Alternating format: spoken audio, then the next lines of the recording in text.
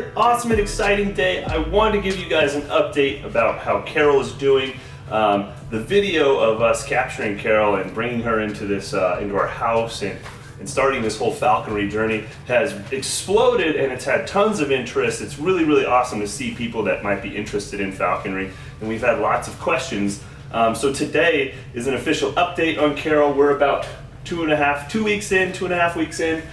She's doing really, really well, pretty much acclimated to us and our dogs and our kids. She still has some little stubborn fits every once in a while when she wants something like food or wants to be sitting somewhere else. But for the most part right now, she's been, she's free lofted in her enclosure.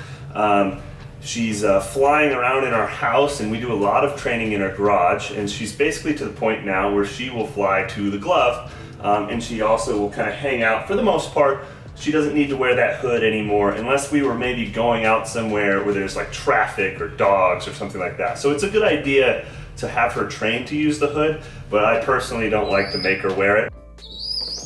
She did it. Yay. Good girl, Carol. Oh, good girl. Today I want to walk you guys through some of the process of taking care of Carol on a day-to-day basis. As you saw in our intro, we're preparing food, we're weighing Carol, keeping really good notes on her weight. So what we do is we keep track of her weights. I measure by the gram. A lot of people measure hocks by the ounce, and I think I'll be converting over to the ounce pretty soon here. But you want to make sure that they're really, really fit. So you weigh them and you get their trapping weight, which is their weight that they were out in the wild. And she had a full crop, so she had eaten a little bit in the wild. December 8th, she was 1,307 grams with her gear on, so her hood and her jesses and anklets and all of that stuff. So I pretty much measure to the same standard. I still put the gear on the scale, and this week I'm going to be measuring all of the gear and figuring out where that is so I can get like her true body weight. This is so crazy. Oh my gosh.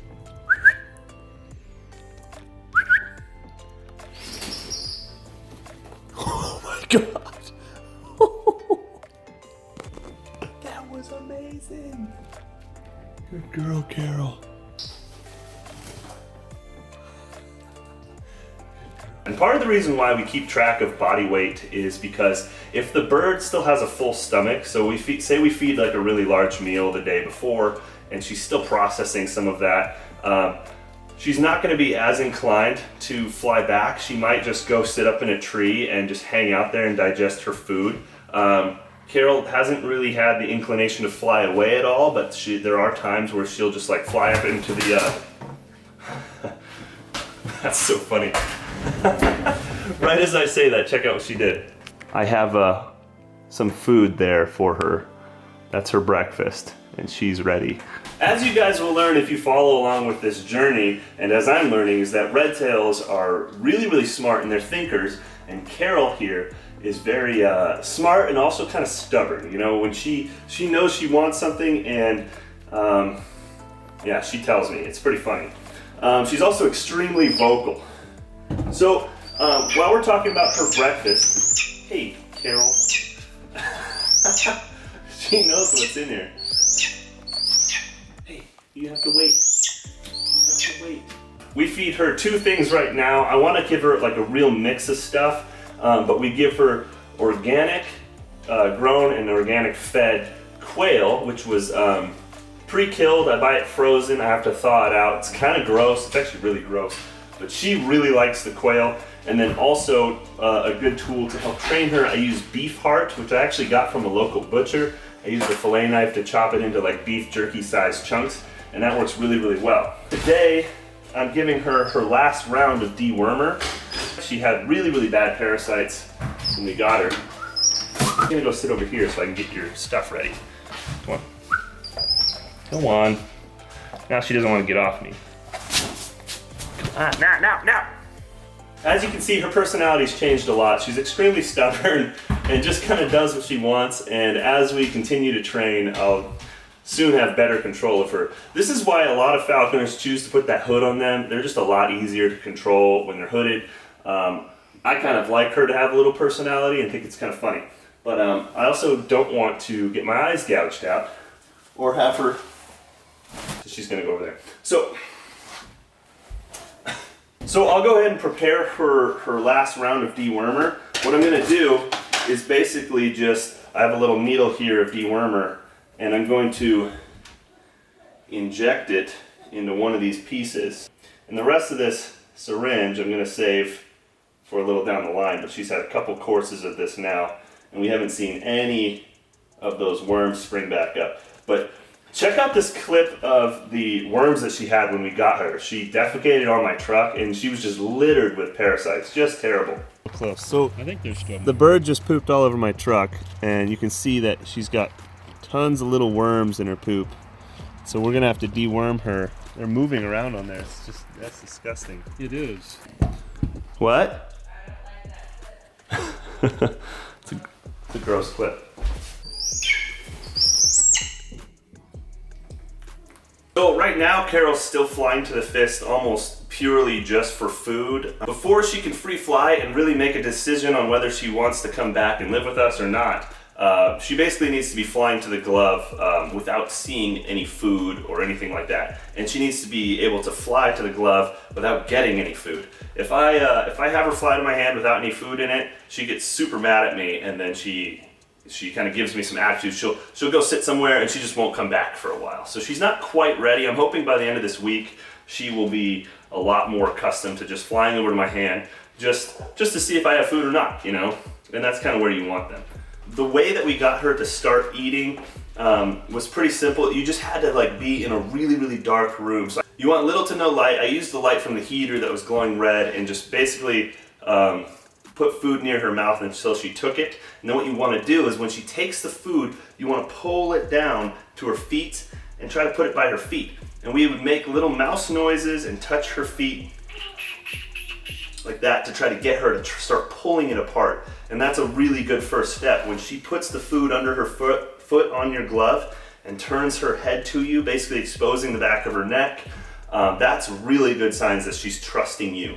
And now it's to the point now where she'll take the food, turn all the way around backwards, and put her wings out and try to block me from taking her food, because that's what she thinks I'm gonna do. So she's not worried about me hurting her so much anymore as she is worried about me taking her food away from her.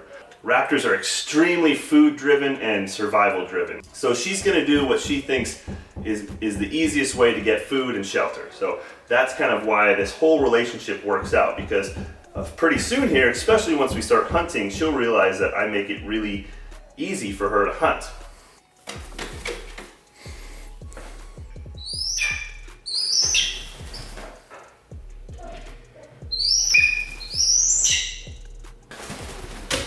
There you go. So she's really getting the routine down. She understands what she needs to do in order to get a treat. Okay, so I will take you guys out to the shop where she can fly a little bit further and kind of from some different angles higher up.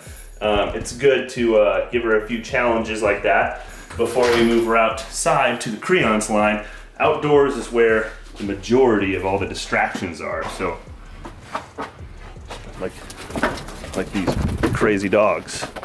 Okay, so she's went up into the loft there and perched, and she is gonna find that spot really, really comfortable. They like to be up high and then kind of like, you know, so kind of enclosed. They don't really like wide open spots because she feels less threatened up there.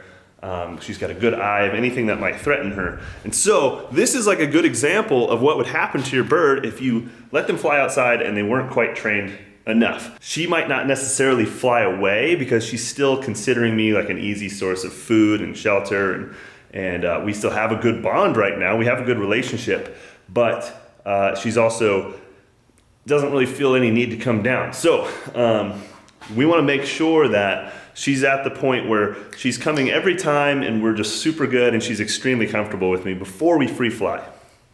So yeah, this is pretty much the last hurdle that we're working through. Is when she goes up high, she's just content up there and it's just too much work for her to come down.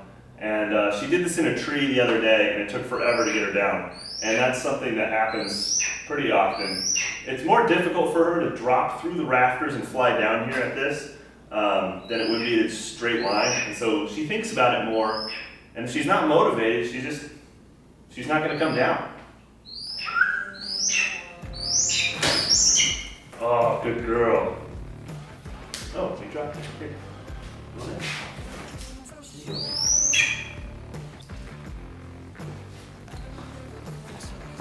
We've spent a lot of time hanging out here in the shop.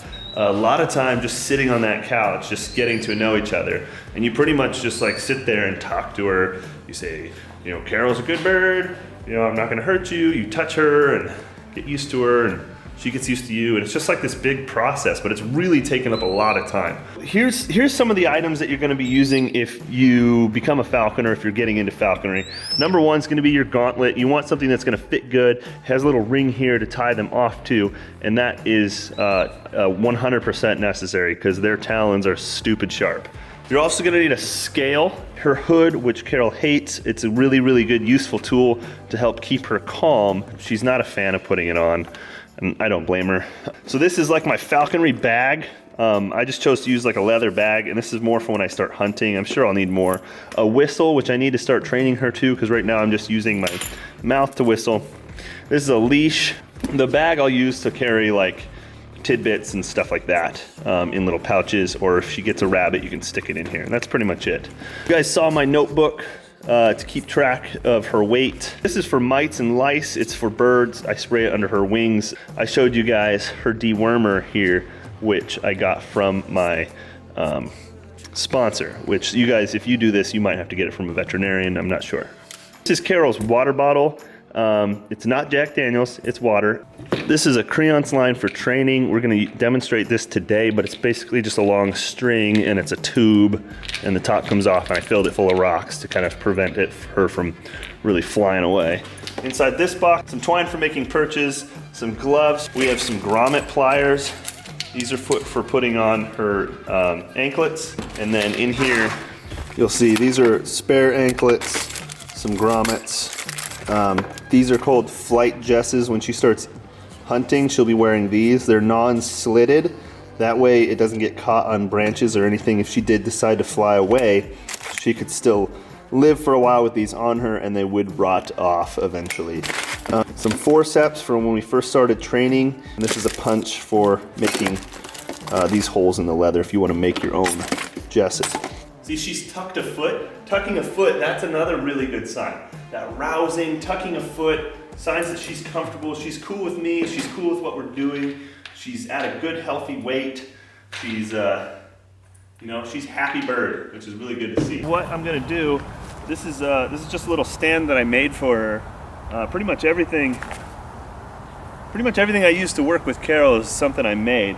But we have the creance line thing in my pocket with some rocks, and I'm just gonna start creating some distance between us and hoping that she flies to me. But it's really tough when she's outside. She's gonna be a little bit more defensive because there's other predatory birds flying around. There's dogs in the neighbors' yards. So it's just like acclimating her to the indoors, is now we have to reacclimate her to the outdoors. So this is Carol's second time flying outside since coming home. She spent time outside, but not flying around. So she's doing really, really good. Yesterday was not a great day for her. There was an eagle flying over us, and I didn't see it until after she flew into the tree, and then I realized why she was flying into the tree. If you really think about it, this process is not that much different than teaching a puppy how to come. You know, you would do it inside for a while, you know, puppies that want to run off.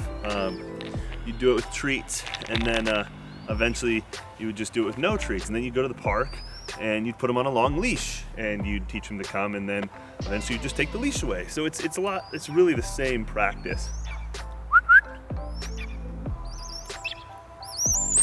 Good girl.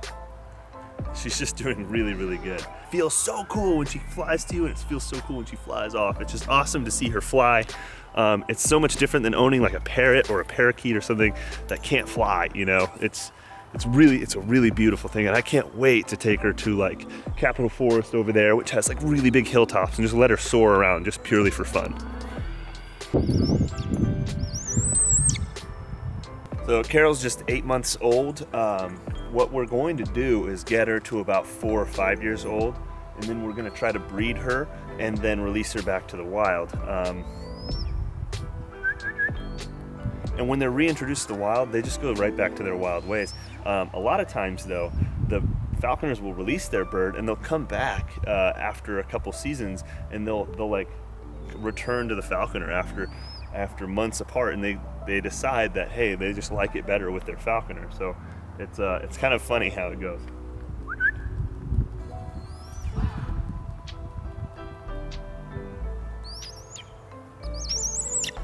Oh, it's so cool when she flies that long distance like that.